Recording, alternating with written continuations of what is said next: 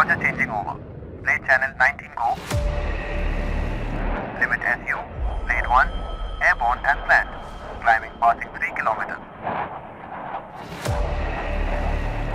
Blade 1, limit proceed as planned. Call over holding point. You are instructed not to cross Lima Charlie. Repeat, do not cross Lima Charlie. Copy.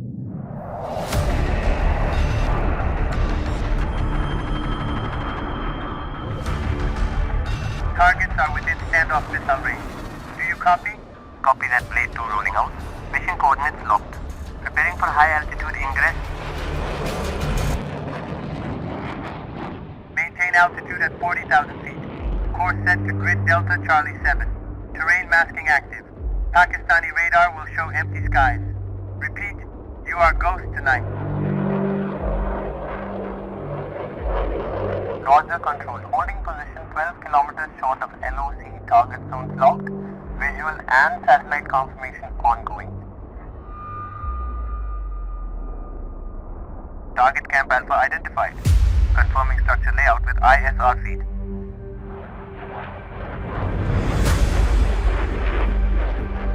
Blade Squad, we confirm 9 hostile camps aligned across grid Bravo through hotel sector.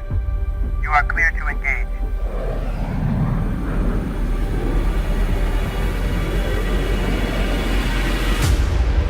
Missiles locked. Target camp Bravo marked for strike. Launching Storm Shadow. Time to impact. 24 seconds.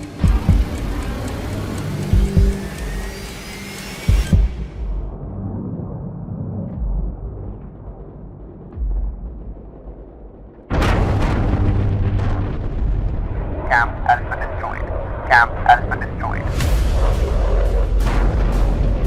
Secondary blast confirms ammo cache. Moving to tertiary target grid.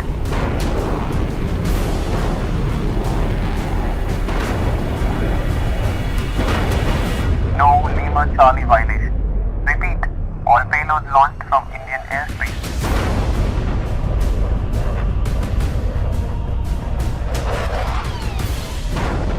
Excellent work, Blade.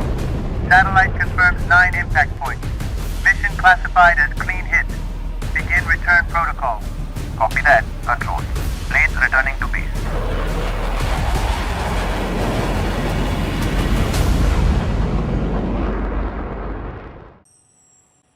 12 साल से ज्यादा बीत गए, हम आपको वंदे मातरम के साथ भारत के शूरवीरों के किस्से सुनाते आ रहे हैं। लेकिन इस साल हमने संघर्ष का एक अलग ही रूप देखा है। ऑपरेशन सिंदूर का पराक्रम देखा है और इसके साथ ही इस सवाल का सामना किया है कि न्यू एज वॉर यानी कि नए समय के युद्ध के लिए कितने तैयार हैं हम। तो इस बार वंदे मातरम में अपने अलग अलग एपिसोड्स के साथ हम आपको यही दिखाएंगे। आज हम आपकी सुपर एक्सक्लूसिव मुलाकात करवाने वाले हैं हमारे फाइटर जेट्स रफाल से और रफाल को उड़ाने वाले फाइटर पायलट्स से।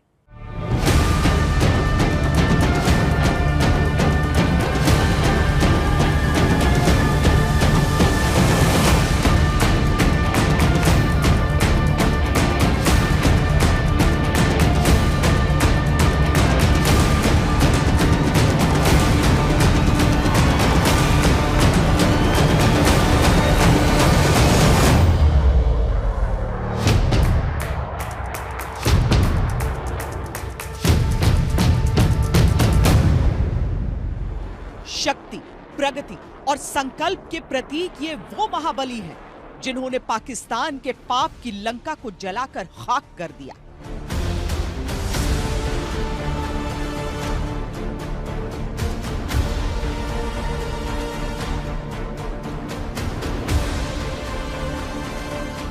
पहलगाम हमले के दंड स्वरूप भारत ने ऑपरेशन सिंदूर की पटकथा लिखी तो मुख्य भूमिका रफाल को सौंप दी गई।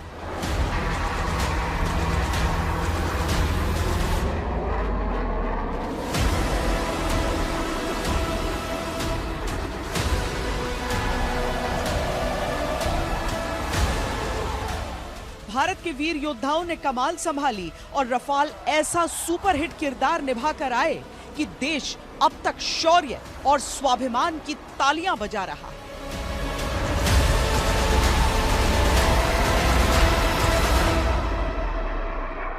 We carefully selected the targets, and out of the 9 selected targets, the target systems that were given to the Indian Air Force were the notorious training camps at Bhavalpur and Muridki to engage these targets with precision air-to-surface guided munitions. Rafale ने उड़ान भरी तो पाकिस्तान के radar अंधे हो गए और उसके आतंकवादी अड्डे मिट्टी में मिल गए।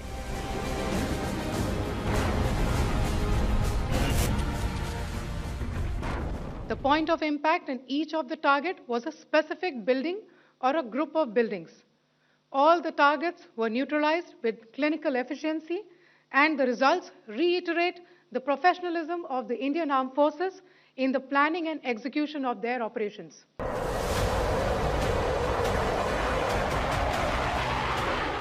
रफाल ने गर्जना की तो पाकिस्तान का सुरक्षा सिस्टम बहरा हो गया और उसके आतंकवादी मिट्टी में मिल गए। रफाल जब एक्शन में आया तो पाकिस्तान की सारी व्यवस्था को ही लकवा मार गया। रफाल से छूटी मिसाइल्स ने वो हाहाकार मचाया कि पाकिस्तान सदियों तक याद करता रहेगा।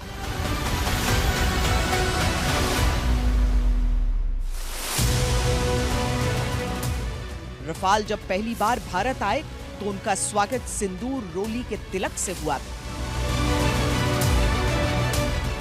जब देश की बेटियों के सिंदूर का बदला लेने का वक्त आया तो रफाल ने वो कर्ज चुका दिया। अपनी पहली लड़ाई में विजय और वीरता का झंडा गाड़ दिया। इस अचूक योद्धा ने भारत को दुनिया की किसी भी जंग में इतिहास और भूगोल बदल देने में और सक्षम बनाया है।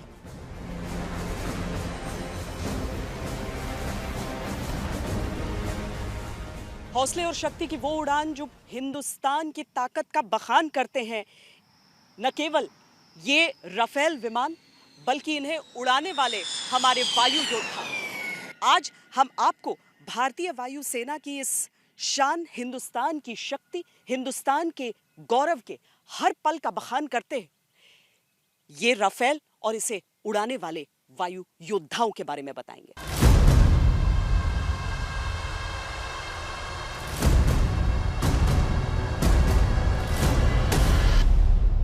जीतना जिनकी आदत है, पराक्रम जिनकी नियति।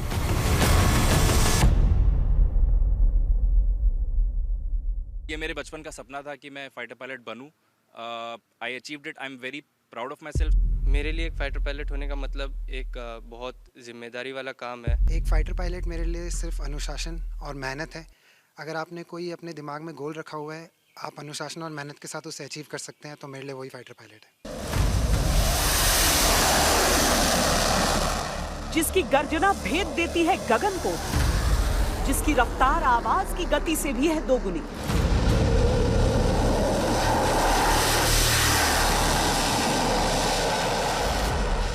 ये जहाज़ बहुत तरीके के एयर टू एयर और एयर टू ग्राउंड, बहुत ही पोटेंट, बहुत ही अच्छे और बहुत ही मॉडर्न वेपन्स कैरी करता है।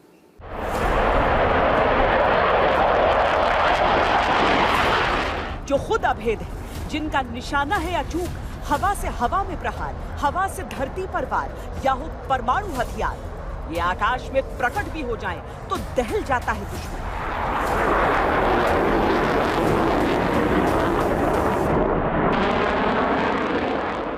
जो राफेल एयरक्राफ्ट है उसमें जिस तरीके के सिस्टम्स हैं, जिस तरीके के वेपन्स हैं, उनकी वजह से ये पहाड़ियाँ एक बाधक नहीं हैं उनके अपने जो रोल उनको अदा करना है उसके लिए। रफाल का मतलब तेज हवा का झोंका, पर ये तो आंधियों को भी हरा सकते हैं। एक तो इसकी अपनी शक्ति, उस पर दुनिया के सर्वश्रेष्ठ पायलटों की महारत।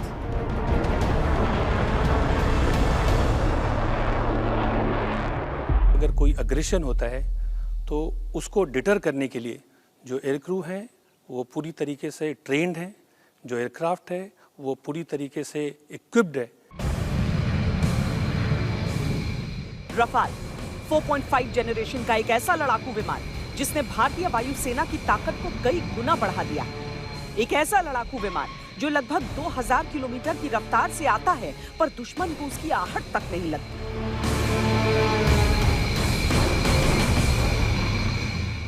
इस एयरक्राफ्ट की पहुंच और मारक क्षमता इतनी अच्छी है कि यह कुछ ही घंटों में भारत के किसी भी कोने में पहुंच सकता है और अपने सारे उत्तरदायित्वों का निर्वहन कर सकता है। राफेल एक मल्टी रोल एयरक्राफ्ट है, यानी वो ऐसी भूमिकाएं निभाने में सक्षम है जो शायद 2-3 अलग अलग विमान इस तरह के निभा पाएं। लेकिन ये अपने आप में एक तरह से आप कह सकते हैं ऑलराउंडर। वायुसेना में हर विमान का एक अलग स्क्वाड्रन होता है। एक फाइटर स्क्वाड्रन ऐसा बेड़ा होता है जिसमें 18 विमान शामिल होते हैं। जब भी एक नया विमान अर्जित किया जाता है तो पायलटों और टेक्नीशियंस की चयनित टीम को उस विमान के बारे में पूरा प्रशिक्षण दिया जाता है।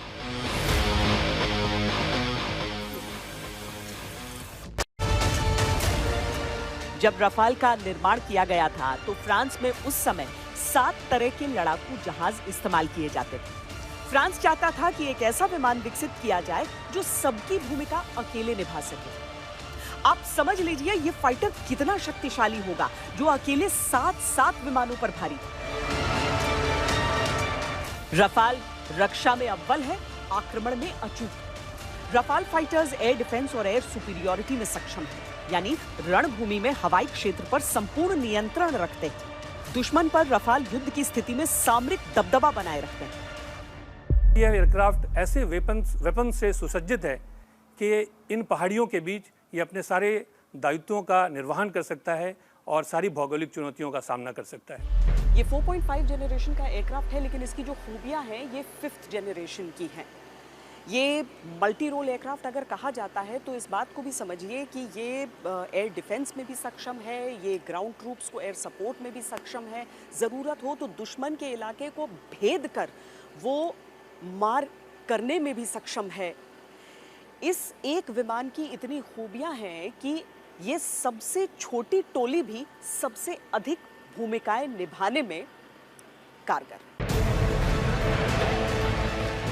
रफाल डायनेमिक टारगेटिंग कर सकता है, यानी योजना से परे अगर कोई नया टारगेट सामने आता है तो उसे ध्वस्त करते चलना। रफाल में न्यूक्लियर डेटरेंस यानी परमाणु निरोध की भी काबिलियत है। ये एक ऐसा एयरक्राफ्ट है जो हर तरह के मिशन के लिए सही। ये फोर्स मल्टीप्लायर यानी सैन्य शक्ति को कई गुना बढ़ा देता है। विमान में लगे सेंसर की मदद से ये विमान जमीन पर खतरे से सचेत रहता है और उनसे बचता हुआ निकलता है। जरूरत पड़ने पर उन्हें नष्ट भी कर सकता है। रफाल का ये सेंसर आसमानी खतरे से भी उसे आगाह कर देता है और इस वजह से वो बाकी विमानों पर हमेशा भारी रहता है। रफाल की अधिकतम रफ्तार है 1.8 माक।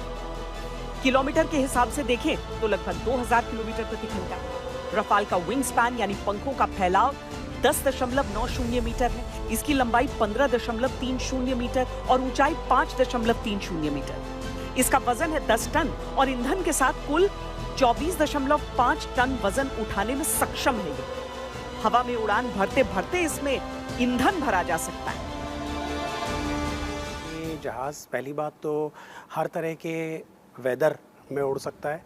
दूसरा ये हर तरह के रोल एक ही मिशन में कर सकता है, जैसे कि एयर इंट्रोडक्शन हुआ, close air support, air to air refuelling. There are multiple areas of mission which this aircraft is capable of doing, and हवा में भी ये रियल टाइम में अपने रोल्स चेंज कर सकता है, तो इससे काफ़ी फ्लेक्सिबिलिटी मिलती है प्लानर को। टोही विमान की भूमिका में भी रफाल बेमिसाल है। वो दुश्मन के इलाके को गुपचुप परखता है, उसका नक्शा रियल टाइम हासिल करता है। रफाल एक साथ कई एयर टारगेट को ढूंढ सकता है, चाहे दुश्मन ने जैमर्स क्यों न लगाए हो या फिर मौसम कैसा भी हो। जहां परिस्थितियां ऐसी हो कि कुछ भी दिखाई न दे रहा हो, वहां भी रफाल रियल टाइम में 3D मैप जनरेट कर सकता है। रफाल के अलावा किसी भी नए जनरेशन फाइटर में ये फंक्शन नहीं। यही कारण है कि ऑपरेशन सिंदूर में रफाल इतना अचूक रहा। ऑप सिंदूर जैसे किसी भी ऑपरेशन में रफाल हमारी क्षमता कई गुना बढ़ाता है।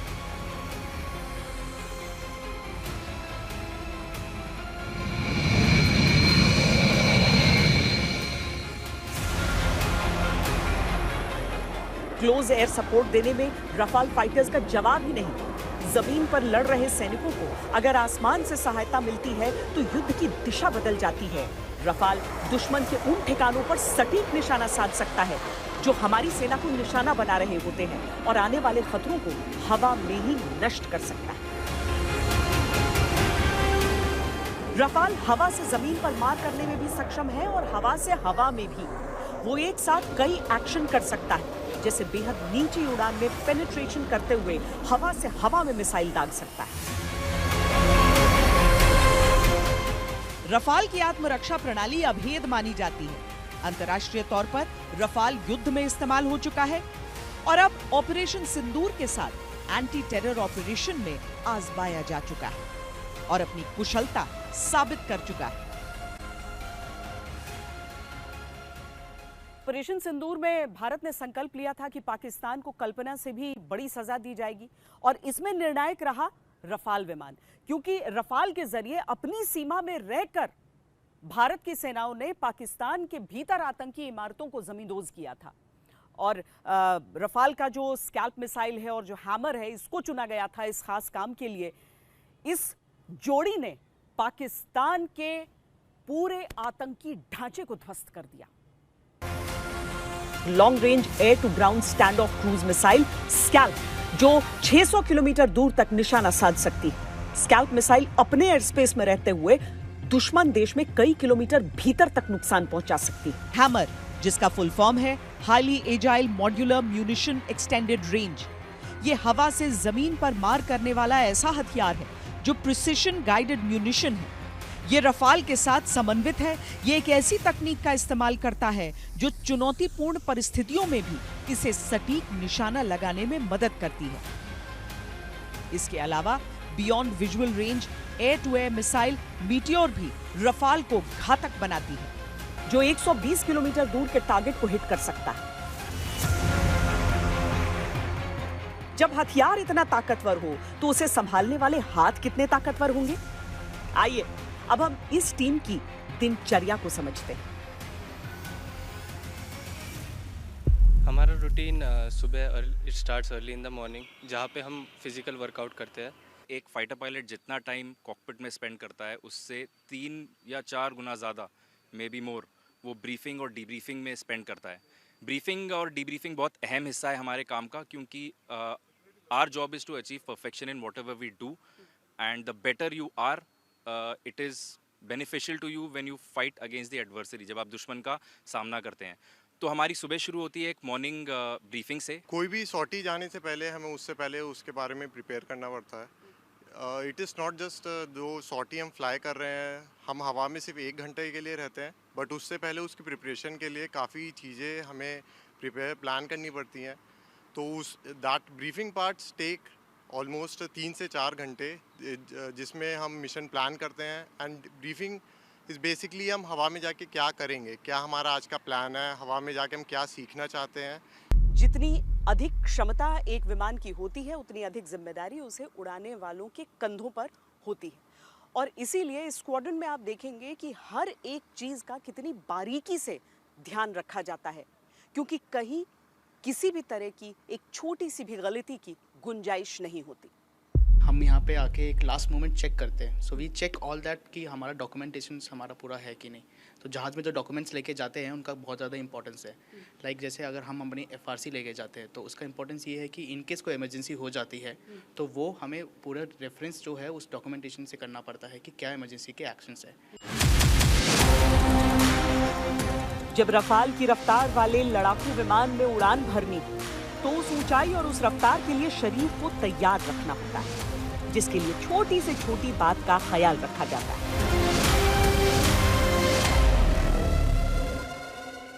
जैसा कि आप जानते हैं, फ्लाइंग स्पेशली फाइटर फ्लाइंग बहुत ही डिमांडिंग प्रोफेशन है, जिसमें आपको अपनी मेंटल और फिजिकल फिटनेस की पीक पे रहना पड़ता है। हम एज ए पायलट हम अपना फिटनेस का ध्यान रखते हैं, पर as an external agency doctor भी रोज़ चेक करता है कि हम फिज़िकली फिट है कि नहीं बिफोर फ्लाइंग।